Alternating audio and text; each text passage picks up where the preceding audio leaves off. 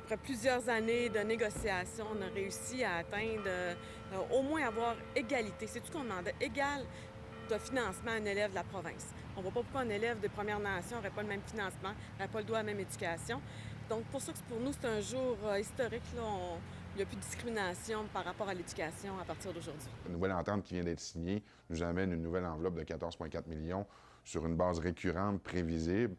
Donc là, c'est clair qu'on est avec du financement qui est stable, c'est beaucoup plus facile de prévoir pour l'avenir de notre éducation et de nos jeunes. Donc, c'est clair qu'on est enchanté par cette nouvelle formule de financement-là. C'est un soupir de soulagement là, pour nos jeunes. Donc, l'avenir de nos jeunes, l'éducation va être pérennisée grâce à cette enveloppe-là. Depuis plusieurs années, l'organisation a des déficits par rapport à l'éducation. Donc, c'est vraiment un grand jour là, pour nos jeunes de Mastoyac.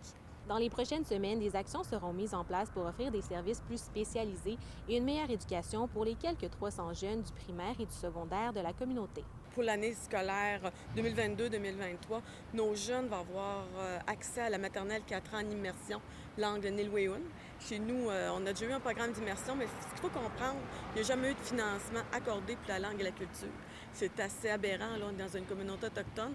Fait que là, on va mettre plus d'actions pour justement travailler puis pérenniser notre langue. Avant, on offrait juste secondaire 1, 2, 3. Ça aussi, on n'était pas financé pour ouvrir le 4-5.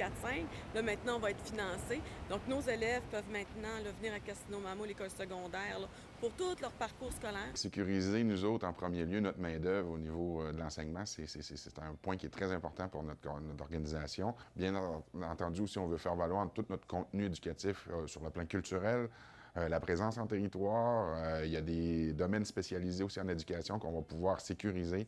On va pouvoir adapter plus nos programmes, on va pouvoir les ajuster en fonction de nos réalités sociales et culturelles, ce qu'on ne pouvait pas faire avant.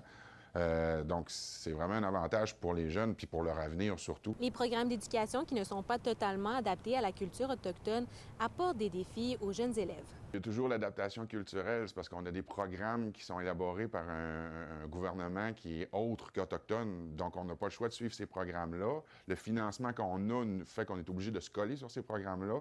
À chaque fois qu'on veut développer sur le plan culturel ou même sur les sorties en territoire, tout ça, c'est difficile parce que là, il faut se coller sur les programmes provinciaux et le financement, il vient avec aussi ces programmes. Les plus grands défis, c'est d'assurer un soutien au quotidien et de toujours motiver, de trouver un aspect qui va motiver nos jeunes.